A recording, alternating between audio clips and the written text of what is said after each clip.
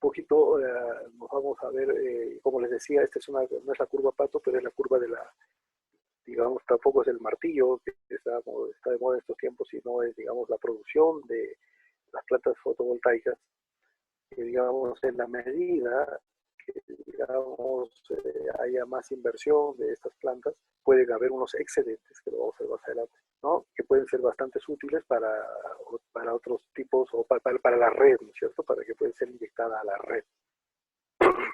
Okay. Esta es una manera de ver cómo se gestiona la demanda, o sea, la cantidad de usos que pueden haber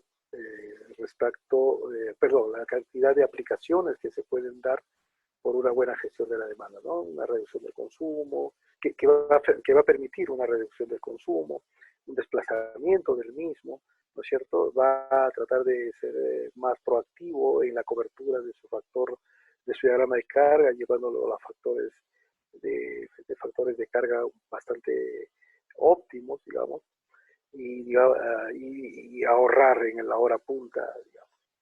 Ahora, todo esto de acá se logra con gestión de la demanda, pero se logra con las herramientas que, digamos, la regulación nos puede permitir. En Chile se ha avanzado con un moderno reglamento de servicios complementarios, que también yo les sugiero lo lean, ¿no? Lo revisen, porque ya hay, digamos, capítulos, específicos relacionados a los sistemas de almacenamiento, que ya no son sistemas que pertenecen ni a la actividad de transmisión, ni a la actividad de generación, ni a la actividad de distribución, sino que son servicios que, como su nombre mismo lo dice, ¿no? Van a ser remunerados por las facilidades que pueda brindarle al sistema donde lo presta, ¿no? Donde se presta el servicio. Entonces, identificado para efectos obviamente de su remuneración.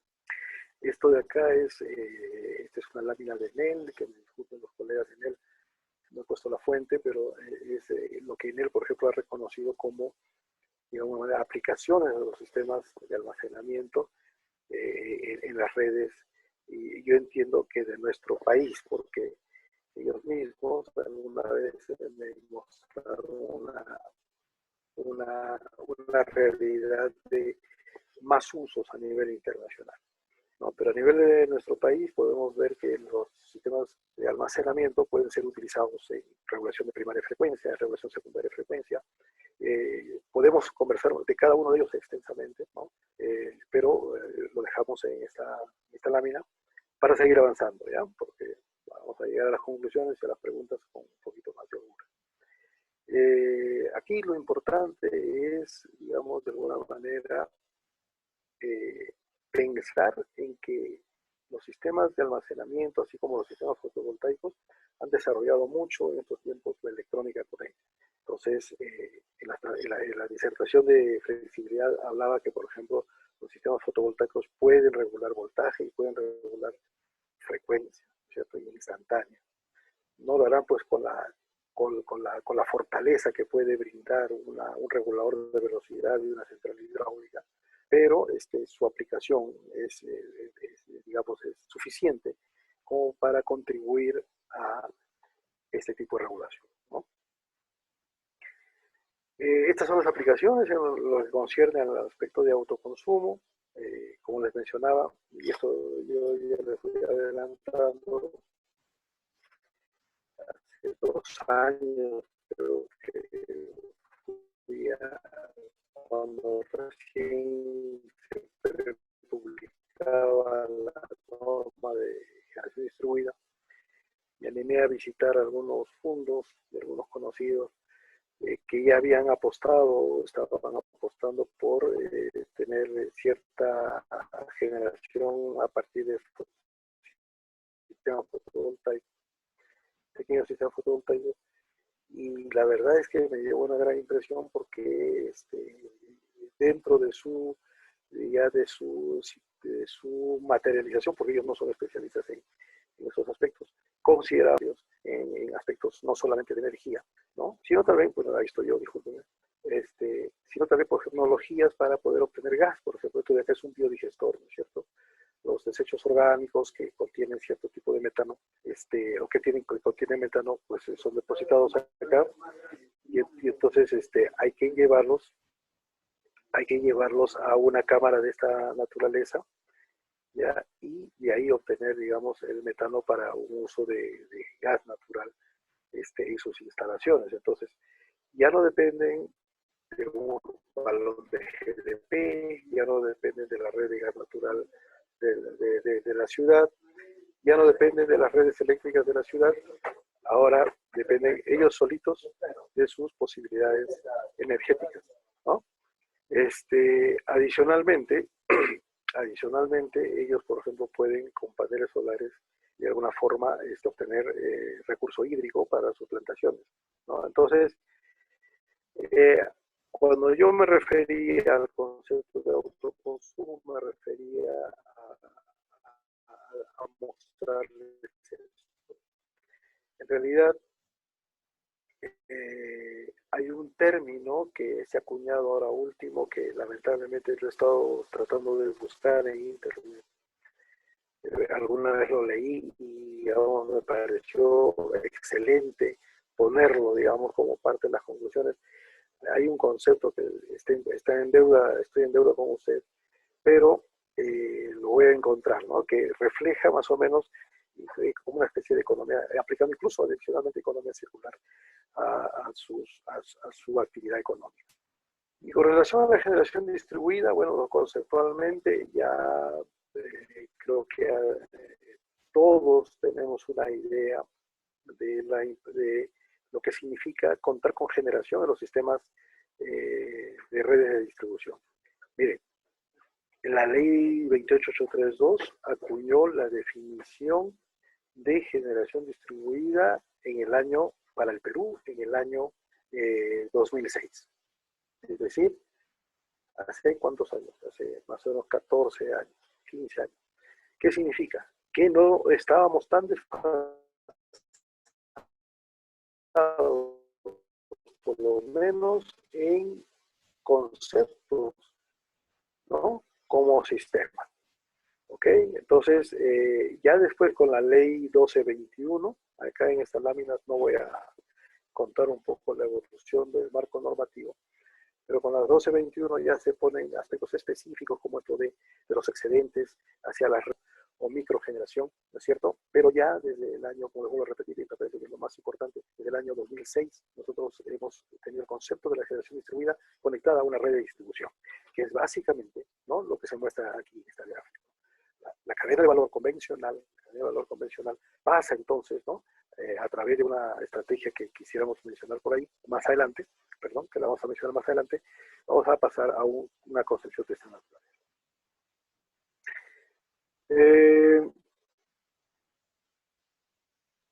Y cuando hablamos entonces de no solamente del autoconsumo, de la generación distribuida, de la flexibilidad, de la nueva comercialización, del cambio climático, de muchas, digamos, variables, ¿no es cierto? Tratamos más o menos de fundamentar las posibilidades de llegar a esos nuevos modelos de mercado, porque hay un problema de cambio climático, porque ya existen herramientas y nueva tecnología como para poder, digamos, solventar, por lo menos de la manera técnica, esos nuevos conceptos de redes inteligentes y de autoconsumo, de generación distribuida. Pero, digamos, lo más importante es tal vez lo que está acuntante. ¿Por qué? Porque lo que se tiene que hacer es interiorizar, es socializar para la mejor práctica de aplicación, ¿no? Los conceptos en una nueva mentalidad. El cliente, ese cliente final, ese cliente empoderado, todos sabemos que tiene un rol fundamental en esta transformación, en esta revolución. Esa es otra lámina de Engie, también muy, muy interesante, ¿no? Porque dice, oye, ¿sabes qué? Pero también aquí no solamente la gente, un stakeholder importantísimo es el regulador. Entonces, ¿Qué tenemos que hacer? ¿Cómo se va a visualizar en el futuro esto? En el futuro es que tiene que haber una clara visión de que siempre tiene que tenemos y pertenecemos a un modelo de libre mercado y por lo tanto la competencia, digamos, como que es el pilar, uno de los preceptos fundamentales, la eficiencia, no más que fundamental de nuestras leyes, de la normativa. Entonces, el objetivo del regulador dice, debe ser ese, ¿no es cierto? Entonces, había un temor siempre, ¿no? El temor de, oye, pero el distribuidor no debería entrar a esa competencia tampoco porque podría algo así como ser juez y parte. Yo no lo vería por ese lado, ¿no? Yo lo vería más por el lado de que el distribuidor del futuro tiene que ser un agente que permita lograr la confiabilidad, la seguridad. Y entonces, cuando vea el distribuidor que para conseguir eso va a tener que trabajar el triple, el cuádruple, lo que va a tener es que hacer las precisiones para que el regulador reconozca ese esfuerzo ya más de otra índole que la de ser, digamos, un comercializador o un broker de este negocio. Entonces, hay, digamos, como que espacio en este mercado para todos, ¿no? Los que sí, digamos, van a haber menguado tal vez sus expectativas o tal vez la misma actividad de generación, ¿no? Ya, digamos, no creo que alcance tiempo para explicarlo, pero esta tendencia actual en la cual todo se vuelve renovable y cuando los renovables ya no tienen costo variable, digamos, su costo variable es prácticamente bajo, muy bajo, casi cero, ¿no? El concepto de usar los costos de oportunidad van a pasar porque ya tal vez no apliquemos la teoría marginalista. Entonces, nos vamos a basar en tal vez una teoría de costos medios.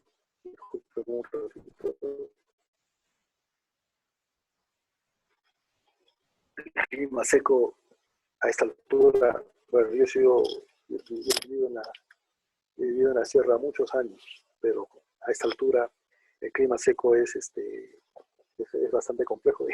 Y otra cosa, ustedes saben que a más condiciones secas climáticas hay más corriente estática, ¿no? ¿Saben eso? Entonces, aquí cuando te pones una chompa puedes electrocutarte, bueno, haciendo un pequeño espacio. Entonces, les mencionaba que hay espacio para todos y que al final el distribuidor va a tener muchas tareas.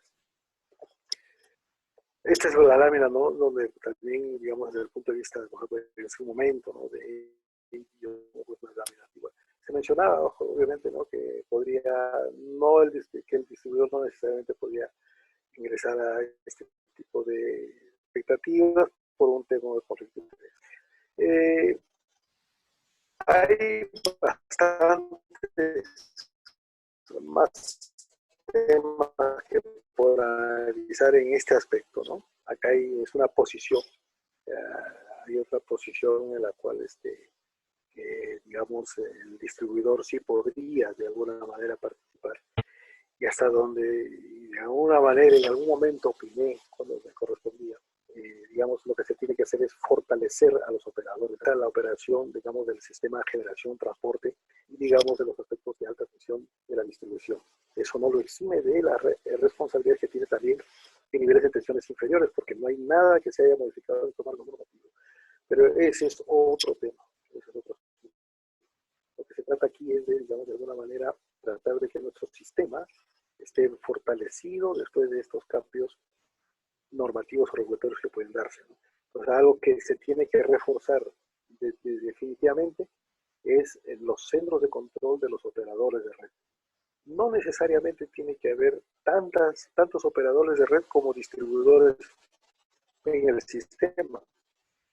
La experiencia francesa, y eso lo comentaron los colegas de electricidad de Francia cuando apoyaron un poco el proyecto del proyecto que está prepublicado, mencionaban que ellos habían pasado así como que de 97 operadores de red a una cifra de 85 y su propósito era reducir la cantidad de operadores de red. Ese operador de red finalmente va a tener la imperiosa responsabilidad de autorizar, digamos, la generación distribuida, digamos, la mediana generación distribuida que pueda estar presente en su red. O sea, van a tener otro tipo de funciones y son aspectos que se tienen que, de alguna manera, ir comentándolos y, digamos, si tiene que debatirse, hay que debatir. Hay unos lineamientos que ustedes ya lo pueden repasar. El objetivo siempre es llegar a un modelo con eficiencia, ¿no es cierto? Y entonces, estos son puntos de vista que los vamos a tal vez un poquito a repasar más adelante. Entonces, se requiere un marco para los recursos energéticos, ¿no? Entonces, y no solamente aquí se trata de generación distribuida, ¿no? Se trata de interiorizar estos conceptos en nuestro arreglo cotidiano, ¿no? Electromovilidad, banda flexible, almacenamiento y eficiencia energética. Respecto a la electromovilidad, digamos como que se habla bastante, ¿no? Es una realidad, ¿sí? La electromovilidad, todavía los vehículos están algo caros.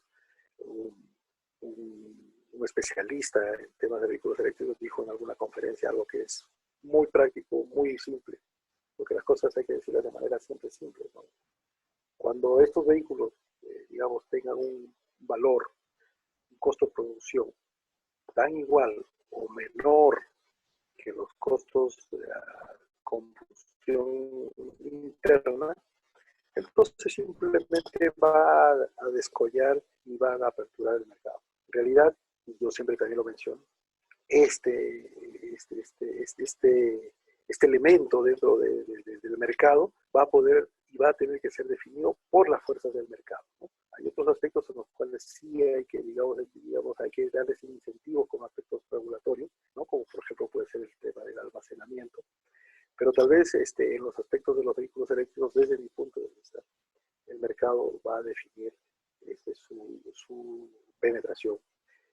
Pero, digamos, algo que es importante, sí es cierto, o sea, los buses eléctricos, digamos, deben ser una prioridad y a lo mejor sí hay incentivos y hay regulación que, digamos, beneficien, digamos, su incorporación inmediata, si es que tenemos que rescatar o si es que algo tenemos que opinar con relación a los aspectos nocivos para las emisiones de CO2, ¿no? Y si, digamos, estos vehículos podrían tener la capacidad como para poder arrastrar muchos kilos en esas taras, que es peso, ¿no es cierto?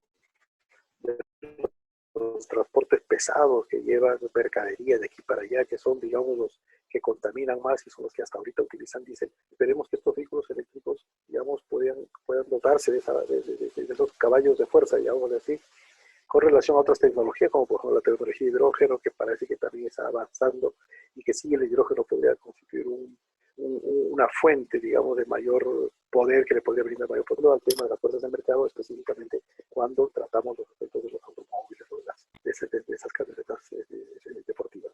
Gracias. Esta es una evolución, les hablaba de la 1221, ¿no es cierto?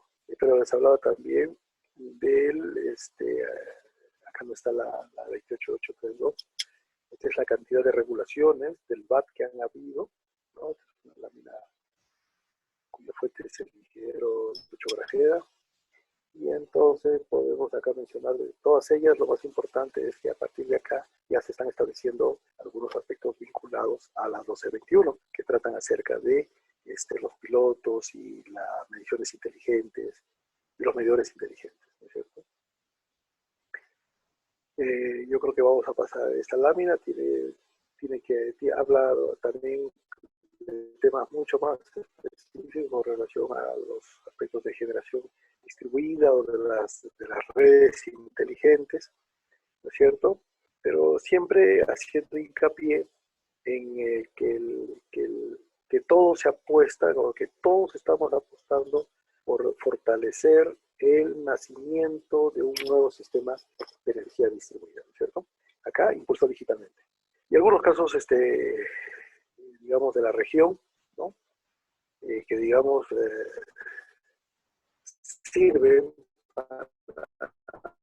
de alguna forma poder nosotros decir, oye, en algún momento ya tenemos que tener nuestra propia generación distribuida. Y entonces, ¿qué de estas normas en estos países? Y voy a dar solo un ejemplo, ¿no? Imaginémonos que Brasil tiene una demanda de aproximadamente 150, 140 gigavatios. Bueno, ellos han avanzado, pues, más o menos en generación distribuida y han llegado, creo que, a los 5 megavatios con paneles fotovoltaicos en ciudades, ¿no? O sea, la brecha es enorme, ¿no es cierto? O sea, pensar de que nos vamos a llenar de paneles fotovoltaicos también es injusto. Entonces, pero sí lo importante es tratar de canalizar los mejores esfuerzos por recursos energéticos, la eficiencia energética y, digamos, incluso la eficiencia en las inversiones, ¿no? Entonces, esto ya lo pasamos, pero son ejemplos que, digamos, nos dan una idea de cuán avanzados están estos países de la región con relación a nosotros, ¿no? Igual Chile, ¿no? Ellos tienen, por ejemplo, un autoconsumo de hasta al menos 9 megavatios. Nosotros lo hemos dividido esto de acá no en 100 kilovatios, sino en 200 kilovatios. Hemos llegado con una definición hasta 20 megavatios nosotros para generación distribuida. Yo supongo que eso responde a un análisis, digamos, que tiene que ver con caracterización de carga, aspecto que no lo hemos visto hace muchos tiempos, o sea, está enmarcado en la ley establecer, efectuar estudios de caracterización, no lo hemos visto, ¿no? Pero no lo hemos realizado, o sea, sí lo hemos realizado, lo hemos dejado de realizar. Y acá se me pasó una lámina de cómo estamos después de la pandemia o en pleno proceso de pandemia, hemos disminuido, ¿se acuerdan? La energía desde 156, 153, 56 gigavatios hora a casi 101, 100, no me acuerdo, ¿no? Acá pasó, ¿no? 101. ¿Qué significa eso? Significa que nuestros grandes demandantes, los grandes usuarios libres, las minas que tienen un factor de planta muy interesante, los usuarios libres menores, digamos, y deben haber algunos usuarios que están todavía, y algunos comercios que están, obviamente, formando parte de nuestro diagrama de carga en estos tiempos. Pero básicamente la característica de toda la demanda, de la mayoría de la demanda que en estos momentos está, es una característica comercial, una característica del cliente regulado. Entonces, sería oportuno, digamos, darle una miradita a cómo van a hacer eso. Este es el futuro del uso de la electricidad en nuestros futuros usuarios regulados, ¿no? Entonces, en función a ello, también hay que tal vez volver a replantear estos valores que, digamos, están para todos los países, ¿no? Por ejemplo, Colombia también ha separado su micro de su mediana generación distribuida en 100 y 1 megavatio, por ejemplo, ¿no? Igual a 5 megavatios. Entonces, y vamos a ver cómo estamos acá en Perú. Entonces, sabemos que tenemos la prepublicación, digamos, disponible, ¿no? Entonces, hay algunos derechos y algunas, digamos, de alguna manera, obligaciones. El derecho es de que yo puedo interconectarme a la red. El principio o la prelación también en esta ley del Open Access es inquebrantable, ¿no es cierto? Es inviolable. Después podemos nosotros autosuministrarnos con producción de generación distribuida, operar en paralelo con la red, ¿no? A través del operador de red, o bueno, de la red del operador de red, y digamos, podemos decidir cuándo operar con esta generación. Esos son nuestros derechos.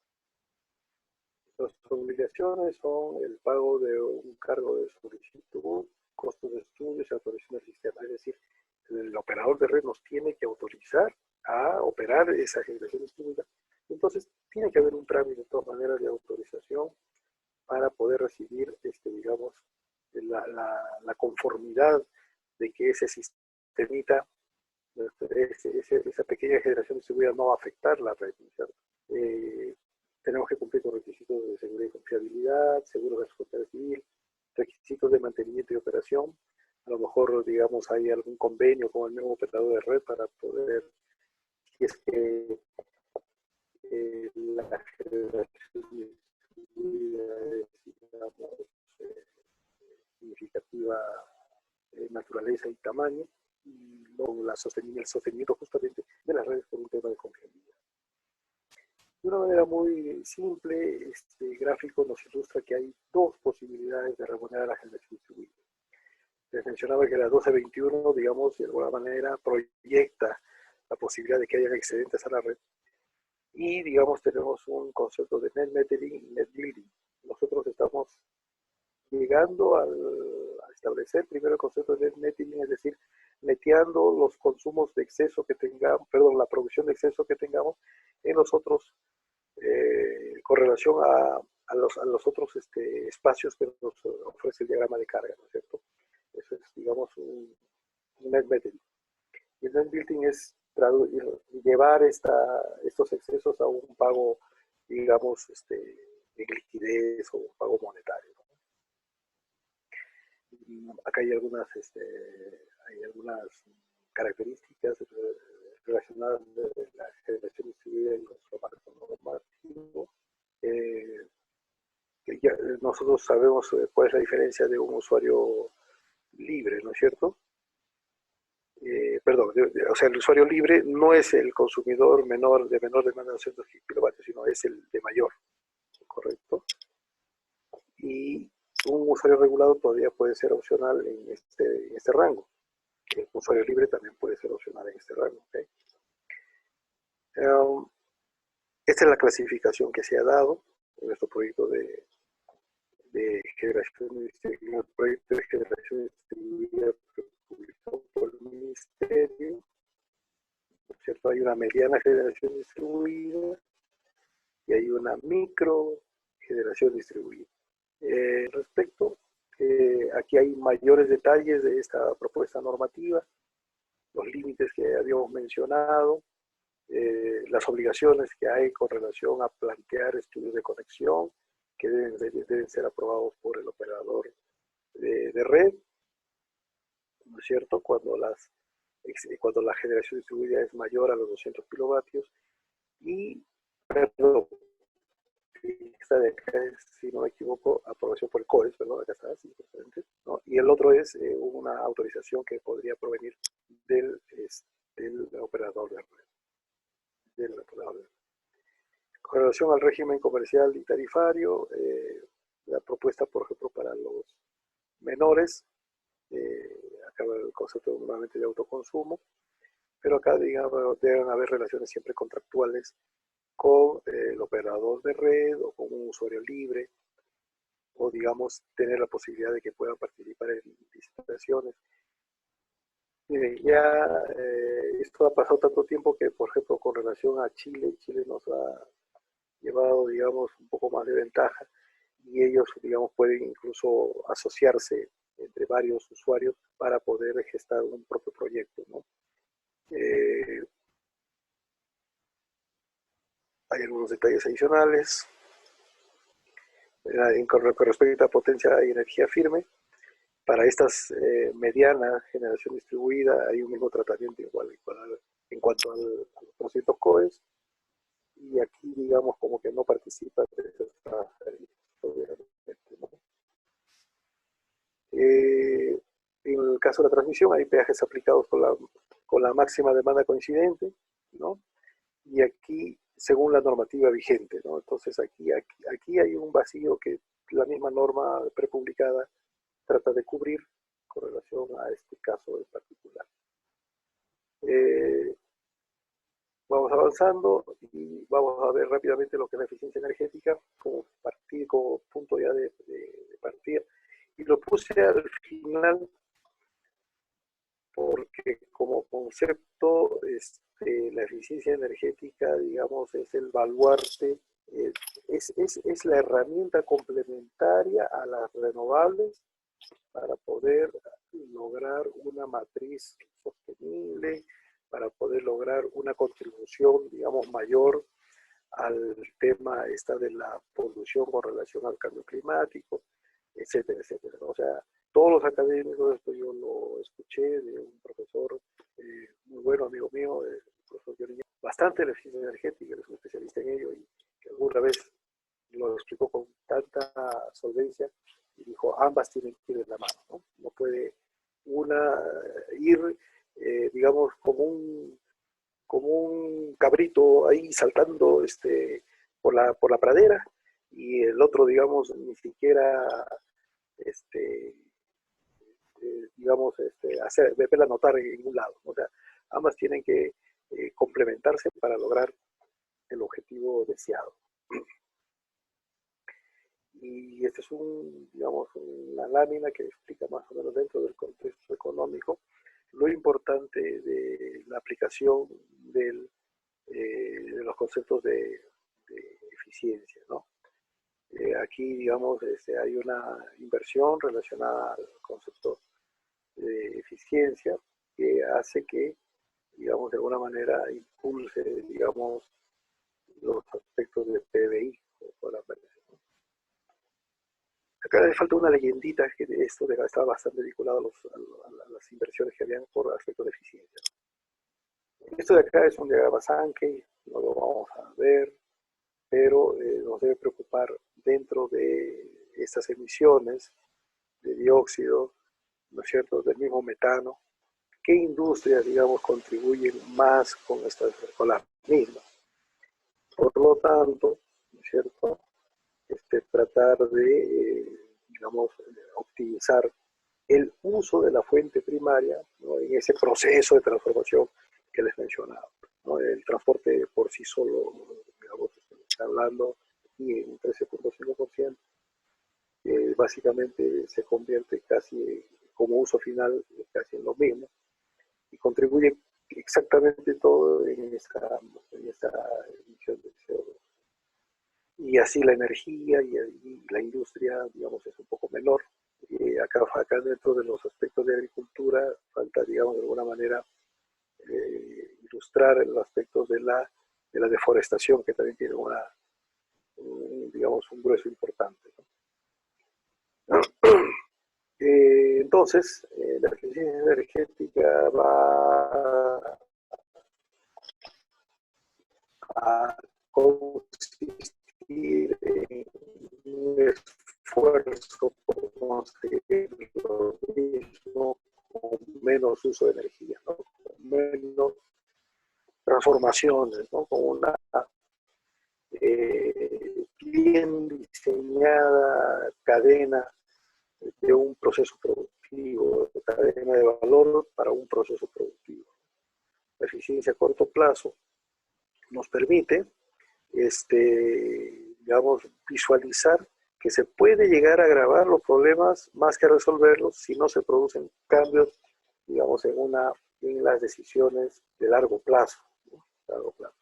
Y hay un concepto de eficiencia energética un poco más amplio, pero no lo vamos a profundizar, tratar de evaluarlo, de ver cómo puedo mejorar esas transformaciones y lograr mayor eficiencia en la cadena de valor. Entonces, en esta medida, en la transformación que nosotros, digamos, se disponga para, digamos, para el sector eléctrico y para, digamos, la matriz energética en general, tenemos que fijarnos en algunos diseños, ya lo hemos repasado, ¿no? Es una especie como la línea resumen del modelo de negocio, del mercado y operación del sistema, pero que está bastante vinculado a los aspectos de eficiencia. Yo creo que todo inversionista quiere, digamos, de alguna manera mejorar sus ratios de rentabilidad. Entonces, hablábamos un poco de la automatización de los procesos. Yo sé que al inicio el costo de inversión a lo mejor puede ser un poco oneroso, pero después esto en el camino, digamos, se vuelve más, se hace la inversión una sola vez, ¿no? Entonces, ya como para concluir, este aspecto de la eficiencia energética, el cambio climático es un aspecto que siempre lo tenemos que tener en consideración y no hay que tener miedo. Ahora han visto que con un mes de paralizaciones bueno, a nivel global, ¿no? Por eso antes yo reflexionaba respecto al tema de la hora del planeta. Yo decía, pero esto de la hora del planeta, ¿cómo impacta en las emisiones? En realidad no impacta nada, ¿verdad? Y al final la hora del planeta más parece un aspecto comercial o un aspecto de marketing que un aspecto tangible, real, ¿no? Porque tal vez la hora del planeta hubiese sido todos los procesos y todas las industrias paralizan por lo menos una hora al día, entonces hubiésemos tenido los efectos que tenemos ahora, ¿no? Hay que, digamos, de alguna manera conceptualizar, digamos, o la profundidad de los datos o de la magnitud de los impactos y registrarlos en datos para que después decir, oye, no necesitamos una hora del planeta, necesitamos una hora de paralización total de las actividades del planeta para lograr una visualización del efecto, digamos, más significativo. Entonces, el cambio climático es un aspecto importante. Hay que siempre tener presente que el Perú es no necesariamente el tercer país, en algún momento dijo que era el segundo país. En otro momento dijeron, en otro estudio, que era el cuarto país más vulnerable, pero estamos por ahí, estamos entre los primeros puestos de ser más vulnerables, ¿no? Entonces, la transición energética es una necesidad, no para nuestra matriz eléctrica, es más una necesidad para nuestra matriz energética, ¿no es cierto? Y ahora, y esto que lo he repetido hace ya 2 años, y ahora el COVID, yo creo que no es que me dé la razón, sino que tal vez ha habido una voluntad, algo así como que de querer armonizar el concepto a una situación en la cual tenemos que cambiar nuestro estilo de vida, ¿no? Y el reto de la transición energética, y resiliencia, competitividad, impacto ambiental, futuro renovable, pasa por algunas preguntas que, digamos, no las vamos a discutir aquí, pero sí son interesantes saber, digamos, por lo menos los términos, ¿no? Siempre evaluar los horizontes, hay una realidad en el corto plazo, hay una realidad en el largo plazo, ¿no? Que las decisiones que se adopten ahora, digamos, van a impactar en el largo plazo, ¿ok? ¿Qué incentivos y marcos regulatorios deben cambiar? Esas son las clásicas preguntas, ¿no? Esto ya lo vamos a avanzar, por favor. Hay un rol del gas natural, efectivamente, ¿no es cierto? Tiene menos emisiones que el combustible. No tenemos nosotros la realidad de Chile, ¿no? En Chile, aparentemente hay una necesidad, una exigencia mayor, porque, digamos, ellos no tienen un camisea. Ellos tienen fuentes hidráulicas, pero tienen, como todos los países, también limitaciones por los aspectos de permisología, por los aspectos de estudios de impacto ambiental. Entonces, el desarrollo de esas fuentes está, digamos, restringidas también a otro tipo de problemática. Ahora, si no hubiese habido esta problemática, yo les aseguro que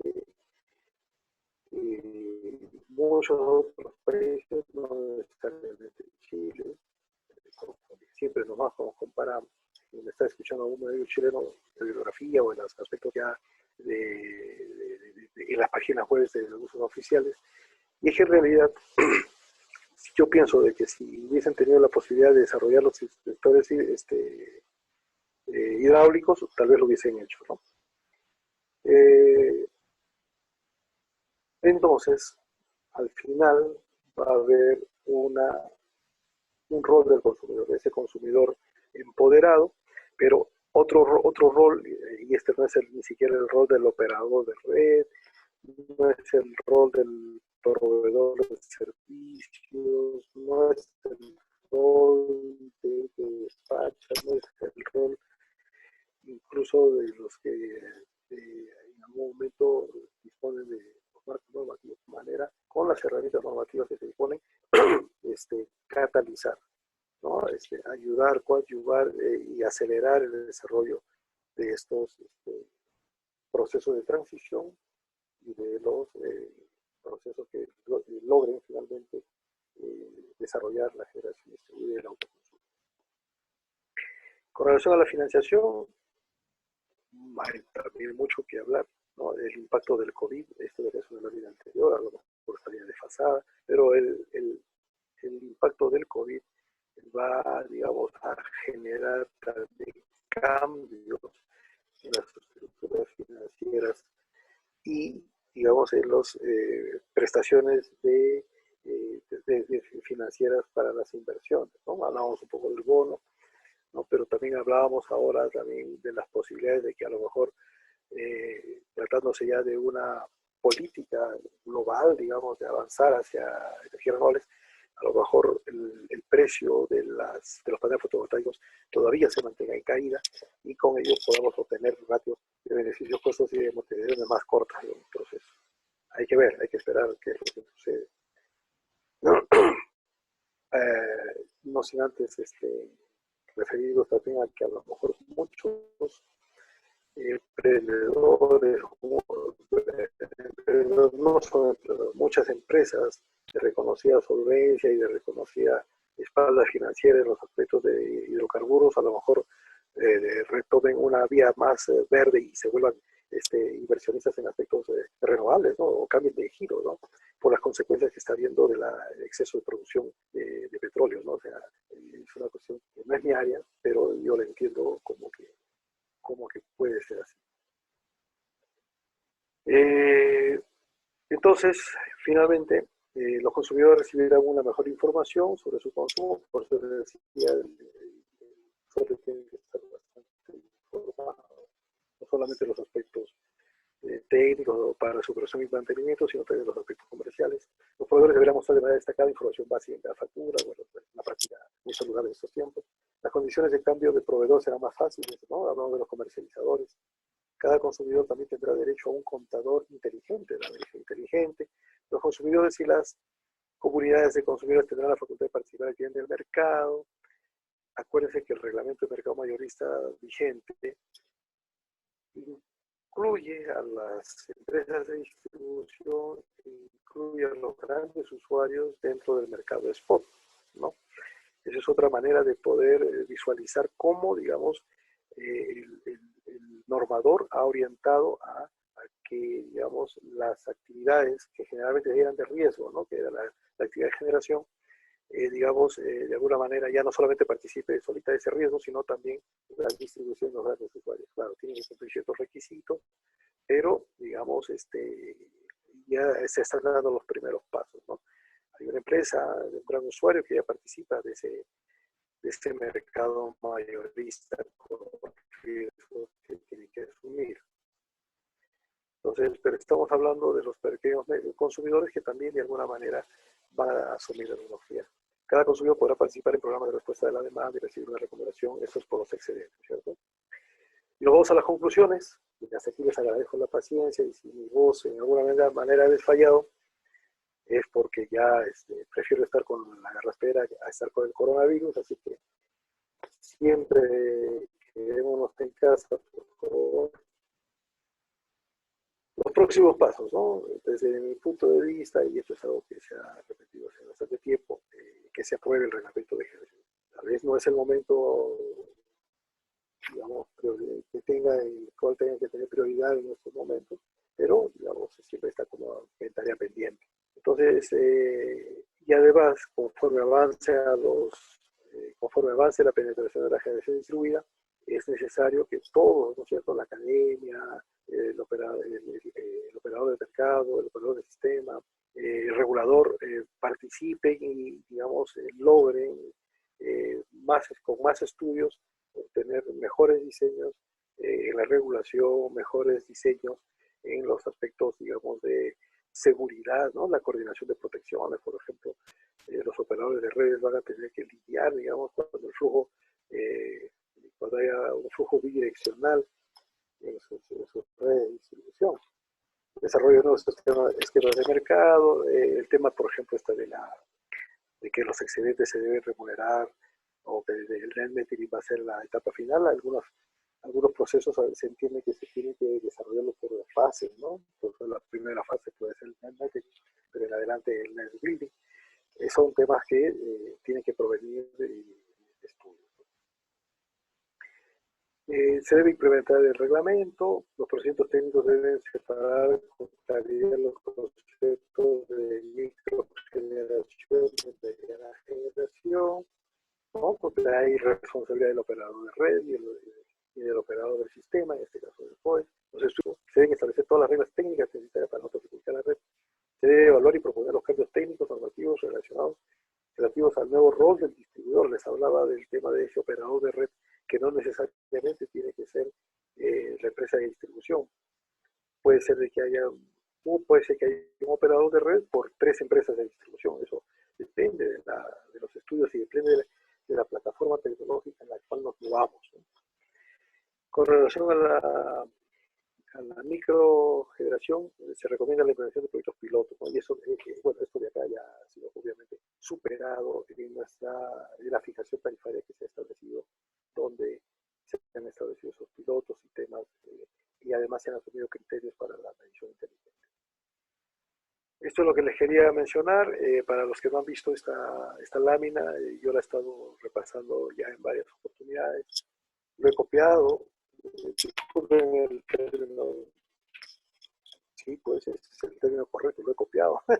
De Colombia Inteligente, en el foro que hubo en Bogotá, perdón, y donde con un plan, ¿no?, se pretende avanzar hacia un sector inteligente, obviamente a través de un horizonte de tiempo, porque al final la conclusión es que la aplicación de tecnologías de manera masificada es una tendencia que es irreversible, ¿no? Entonces, para eso hay que tener un plan que tiene que empezar con, y que ya empezó, ¿no es cierto? Por lo menos sabemos de que en esas fotografías donde yo he estado es porque ya presente es que hay muchas entidades que ya están, que han instalado generación distribuida, han instalado paneles fotovoltaicos, han instalado otro tipo de generación, han instalado también baterías en muchos lugares, ¿no? Entonces ya se empezó, ¿no es cierto? Entonces, ahora, ¿cómo avanzamos después con estos otros aspectos, ¿no? Ese es un reto, pero eso de formar parte de un plan.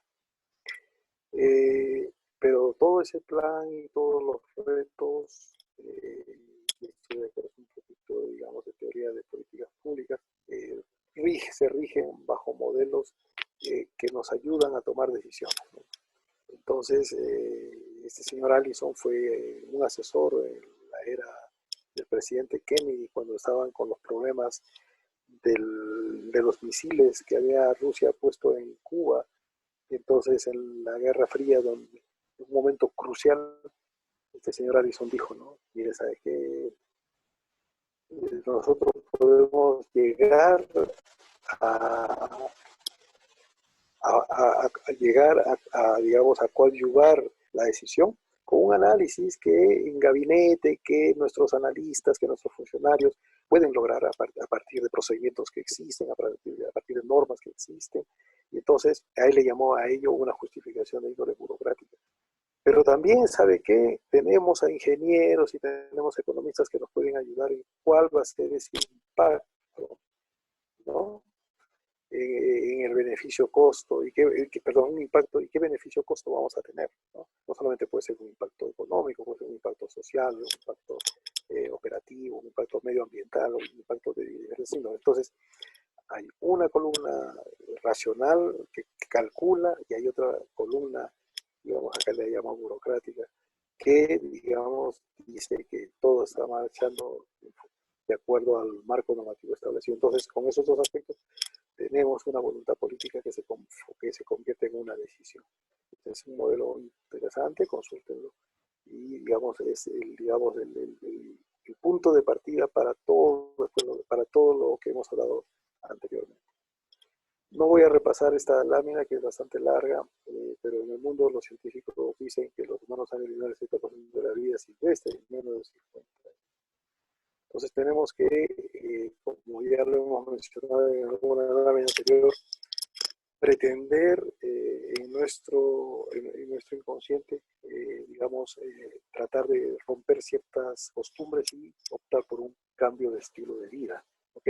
Yo lo voy a pasar, esto después ya lo pueden compartir con los colegas de la IEEE, lo pueden compartir con todos, ¿no? Pero pareciera que fuera un mensaje muy verde, ¿no? Pero la realidad del COVID nos ha traído a esto, ¿no? O sea, lo que esto de acá tal vez fue expuesto hace unos 5 años, tantas COP que han habido, tantos protocolos de Kioto que se han discutido, pero el COVID nos está dando una lección.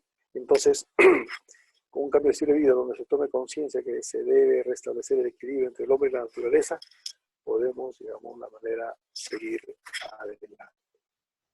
Muchas gracias. Y yo no sé cómo voy a contestar sus preguntas, si es que las hay. A ver, ahí en sala de control, a ver si me pueden de alguna manera ayudar. En los chats. Chat, ¿no? Muchas gracias, ingeniero. Por favor, los que tengan consultas, realizarlas en el chat de grupo. Ya, aquí, gracias Mario, gracias por el consejo, un poco de agua con limón. Sí, efectivamente, yo pensé que ya hace 2 semanas pensé que me había dado el COVID ya, pero había sido una falsa alarma. Muchas gracias. Imagínense que el COVID llegue a puro. ¿Ah? De todos los que tenemos, digamos, pulmones un poco grandes y que se nos ha reducido por la falta de oxígeno, se les complican los problemas respiratorios a los que podrían tener el COVID por acá. Gracias, Mario. A ver, empezando de arriba, ¿no? A ver, un ratito, por favor. Vamos a ver. Un ratito, por favor. Uh -huh.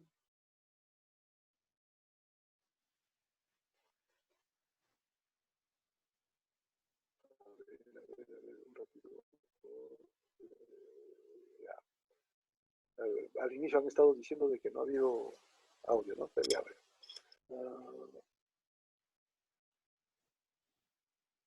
Ya, ¿para qué ciclo está dirigido especialmente? Víctor, ¿no? Debe ser un estudiante, Víctor, gracias por estar con nosotros. ¿Para qué ciclo? Yo pienso que hemos tratado de presentar una disertación muy promedio, digamos, ¿no? Incluso han podido participar colegas abogados, colegas economistas. Yo creo que ya en los cursos que se puedan dictar más adelante vamos a estar, digamos, un poco con aspectos más específicos, ¿no? Claro, la presentación también tiene que adaptarse para ello. Gracias por esta presencia. Ernesto Rimari, ¿qué tal? Buenas noches. ¿Cómo es el tratamiento de generación civil aislada de la red? ¿Cómo podemos abordar eficiencia energética en un país con consumo por hábitat tan bajo? Sí, es cierto, es cierto. O sea, hay muchas desventajas que tenemos como red, pero también aquí, y eso no es materia de esta disertación, me van a disculpar, no quiero ahondar, por ejemplo, en las distorsiones que pueden haber con relación a los precios, a los costos de la energía, ¿no? Entonces, sabemos que hay un problema ahí que se está tratando de solucionar, tal vez con una posibilidad de un gestor de gas natural para poder, digamos, darle el valor real a la energía y con ello tal vez él podría mejorar. Porque yo pienso que a veces uno de alguna manera desaprovecha, pues les decía del consultor que no aprovechaba, perdón, del inversionista, del empresario que tal vez no aprovechaba los costos bajos para poder poner a punto sus procesos. Al revés, ¿no? A veces también nosotros tenemos una energía muy barata y la desaprovechamos o la desperdiciamos, ¿no? ¿Y cómo es el tratamiento de la generación de industria aislada de la red? O sea, off-grid. Bueno, yo tengo una presentación especial para off-grid, ¿no? Que es producto del esfuerzo que ha habido hace muchos años de una licitación que se hizo, digamos, para dotar de servicio a más de 200.000 usuarios que podían conectarse de manera aislada. Pero ese es otro tratamiento, ¿no? Me disculpa, mi estimado Ernesto, podemos por el interno conversar o yo mismo le puedo transmitir mi presentación que tengo al respecto. Tal vez sería una buena oportunidad para que con los chicos de ITCLE podamos discutir ese aspecto, ¿no? Muchas gracias. Eduardo Cisneros, en el Perú existen agentes comercializadores de energía. ¿Qué tengo que comentarlo, supervisar? En el Perú, los distribuidores fungen de comercializadores. El generador funge de comercializador, pero no hay una regulación, ni una norma, ni un reglamento específico para dotarles o para darles una partida de nacimiento. Estamos hablando de un comercializador que funge, que digamos que haría la especie de un broker, es decir, que compra grandes bloques de energía y después va y toca la puerta a cada usuario y le dice, te quiero vender una energía y no le interesa de dónde provenga, y entonces y te la voy a dar a estas condiciones. Esa figura no existe en Perú. Yo estaba mencionando de que el comercializador tal con partida de nacimiento podría existir a partir de, digamos, una intensiva aplicación de generación distribuida en el país. o digamos de que haya más actores de generación, o ver que digamos a lo mejor ese modelo de negocio podría optimizar un poco digamos el uso y los beneficios para todos. Lenovo me dice, ¿no? Lenovo, hola Lenovo, ¿qué tal?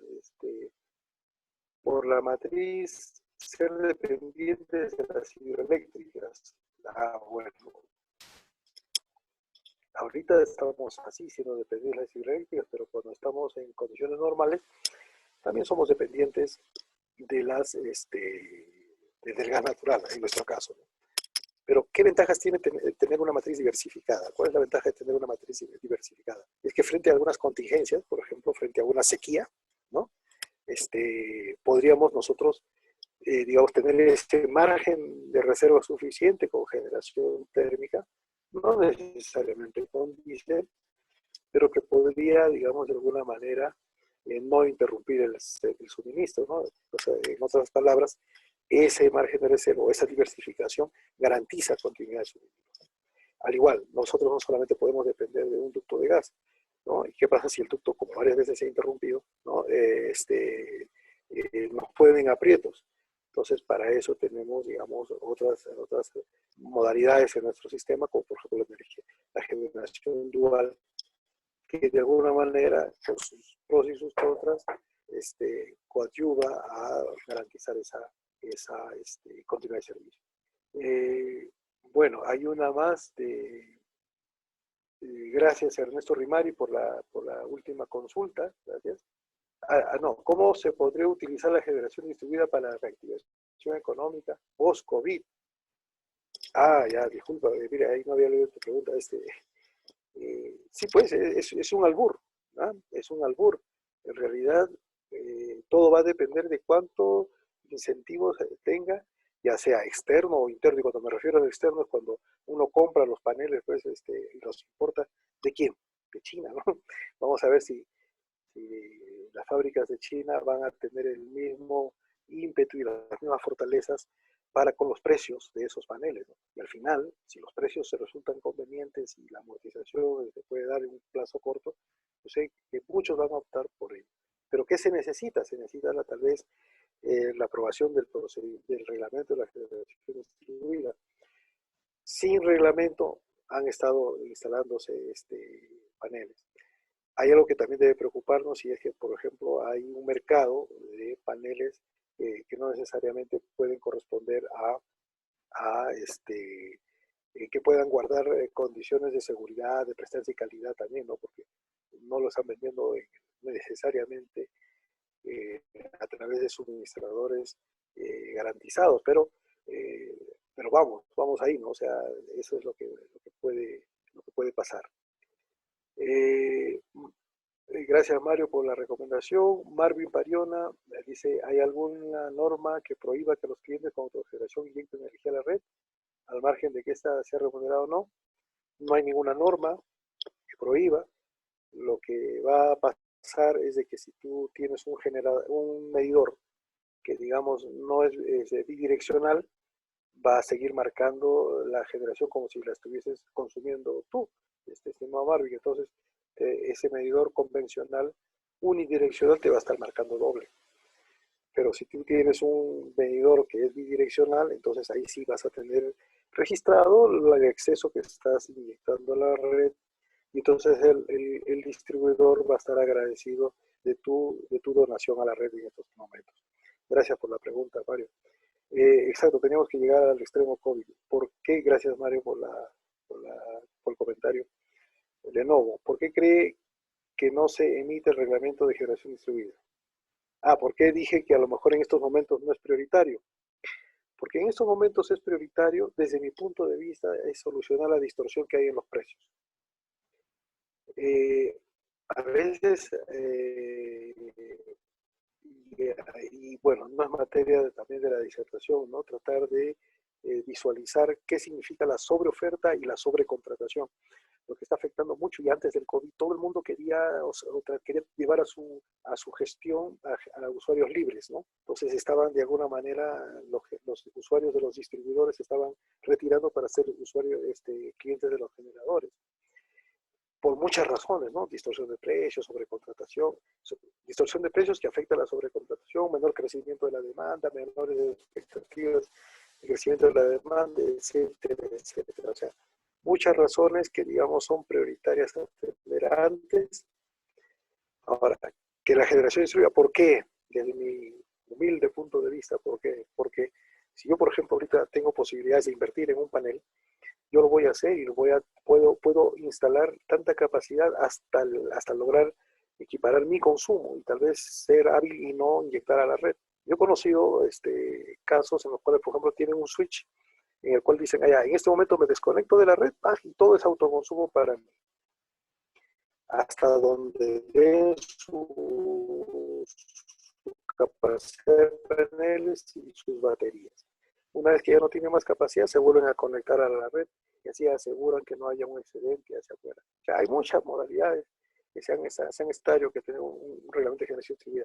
Lo fundamental es un poco reactivar la economía en sectores, digamos, que ahorita están siendo bastante más vulnerables que el sector eléctrico, ¿no? Entonces, por eso es que de alguna manera mi intención de decir que el reglamento por ahora tal vez no es prioritario, pero inmediatamente se recupere la economía, vamos a tener que tener elementos regulatorios que permitan, digamos, modernizar nuestro sector, nuestro uso, nuestros usos. Gracias, Renovo. Entonces, Luis, ¿cuál es el marco regulatorio para generación distribuida? Hay un proyecto que está prepublicado, estimado Luis. Carlos Cárdenas, el rol de la subasta en la expansión de el rol de la subasta en la expansión de la oferta de generación. De las subastas para las RER, estas que, digamos, ha impulsado el decreto ley 1002. Bueno, eso lo puedes ver cuando te inscribas en el curso que se va a dictar a partir del 30 de abril en la escuela. Perdón, es un cherry, disculpen la broma. Pero, no, eso es otra realidad relacionada al tema de hoy, ¿no es cierto? Eso es, digamos, ya una problemática que está en misma sintonía de lo que es renovables, sí, pero por el momento lo que puedo decir es que todavía no va a haber subasta y con el impacto que ha habido en la demanda, yo creo que se van a retrasar un poquito más. Juan Morán, qué gusto Juan, gracias. La anterior pregunta fue de Carlos Cárdenas, muchas gracias Carlos. Con el aumento progresivo de la generación distribuida, la inercia del sistema estaría debilitándose. A medida que el autoconsumo se logre sostener a la demanda de cada localidad, ¿cómo se podría mitigar la carencia de inercia en el sistema? En la disertación del día jueves, justamente cuando hablábamos del tema de flexibilidad, hablábamos de que ahora en los sistemas es muy, muy común hablar ya no solamente de la inercia, es muy importante, ¿no?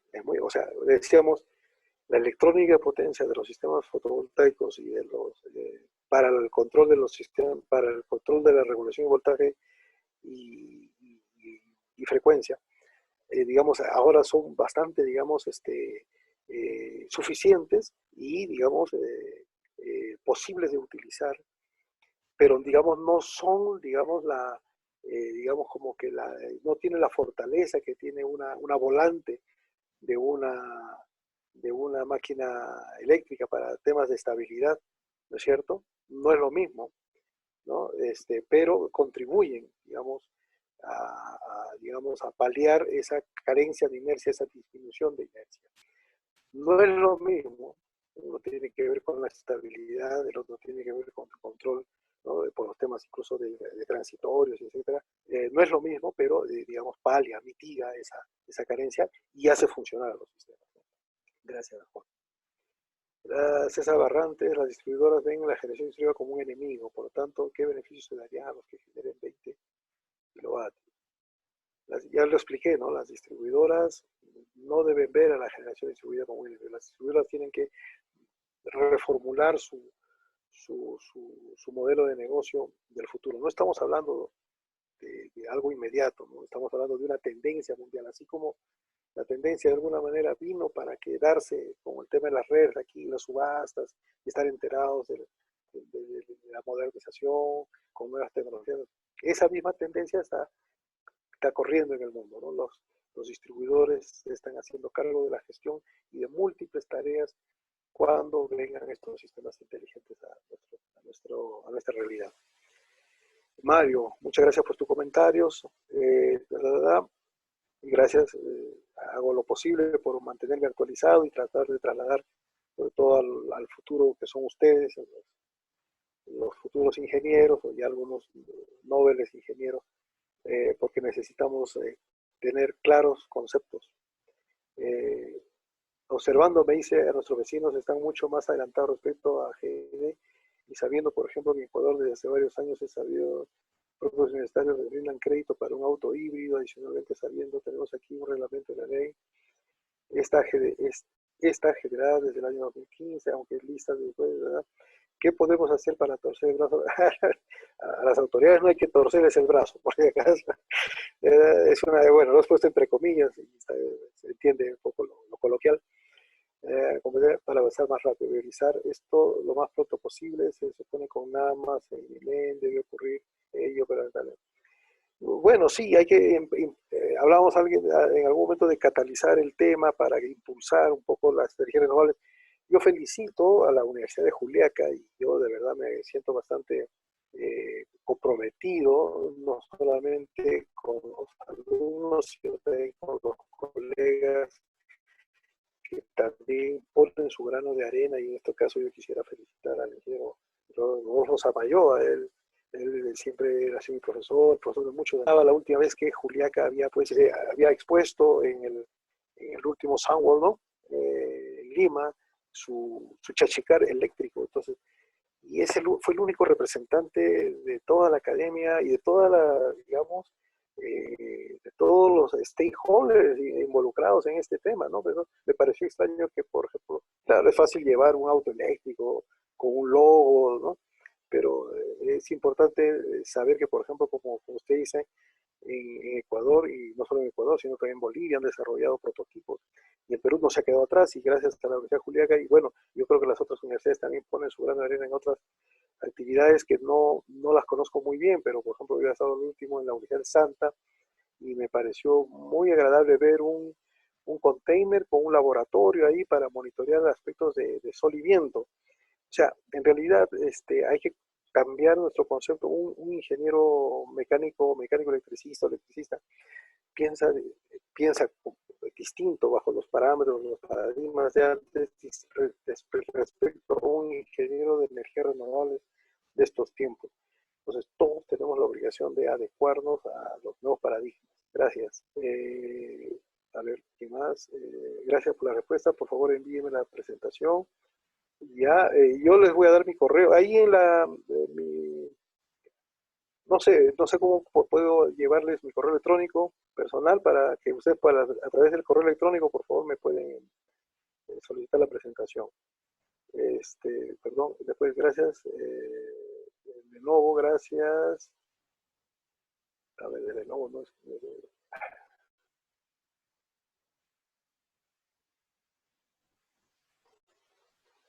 A ver, el reto también, dijo Edwin Ponce, Humberto Huanca.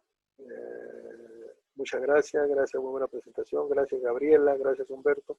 Edwin Ponce, el reto es también la reconversión de las redes de distribución para evitar. Esa es otra problemática. Esa problemática la tienen todos los sistemas, desde los más grandes hasta los más chiquitos, desde los europeos hasta nosotros. Los problemas en la tipología de la red y en la sección de los conductores que han utilizado, en los empalmes que tienen por ahí hechos. Esa es otra problemática. Muchas gracias a todos, gracias Jaime, muchas gracias Marvin. Y creo que la última pregunta es de Nicolás: ¿cómo se podría ver afectar la red cuando esta se utiliza como red de respaldo ocasional? Progresivamente se utiliza las redes con sistemas distribuidos. Bueno, lo hemos hablado de alguna manera muy rápida, ¿no? O sea, hay que contribuir todos con un aporte a la confiabilidad de la red, y eso significa un aporte tal vez a través de algún peaje para tener siempre disponible la red como un respaldo. Muchas gracias, Richard AC, muchas gracias. Por la presentación, digo que una de las barreras que tenemos que cruzar es la generación por gas. Yo creo que es como los taxistas, ¿no? Los taxistas, cuando uno sube a un taxi, ¿qué le dice? Uno les pregunta, y maestro, ¿cómo le va? ¿Cómo le sube la plaza? Ah, no, hay para todos. Esa es la pregunta concreta que te puedo brindar, mi estimado Richard.